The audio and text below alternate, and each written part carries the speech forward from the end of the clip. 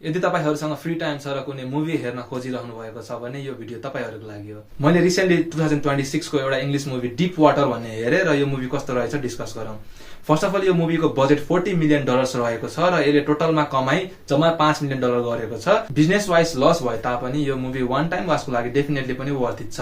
स्टोरीको कुरा गर्ने हो भने एउटा इन्टरनेशनल प्लेन उडिरहेको बेलामा प्लेन भित्र आगो जलेर त्यहाँ एउटा सीन क्रिएट हुन्छ। अब त्यहाँको स्टाफहरुले आगो निभाउनलाई के गर्छन्, कसरी निभाउँछन्, सक्सेस हुन्छ कि हुँदैन, इन्जर्ड कतिजना मान्छेहरु हुन्छन्, त्यो सबै कुराहरु यो मुभीमा हेर्ने हो।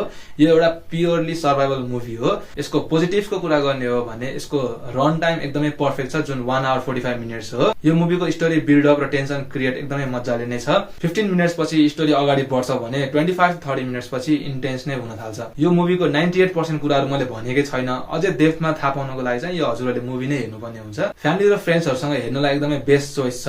2-4 वटा कमेडी सिन्सहरु पनि छ। त्यस्तो सारो हाँसो नलागे पनि पञ्च लाइनको टाइमिङ चाहिँ एकदमै ठीक छ। मुभीमा सर्भाइभल मोड चलिरहेको बेलामा त्यो टेन्सन, घर जाने डेस्परेसन, कसैले आएर हेल्प गर्दछ भन्ने त्यो होप, आफ्नो फ्यामिली साथीभाइहरुलाई बचाउने त्यो एउटा कमिटमेन्ट, सबै कुराहरु यो मुभीले एकदम मजाले देखाएको छ।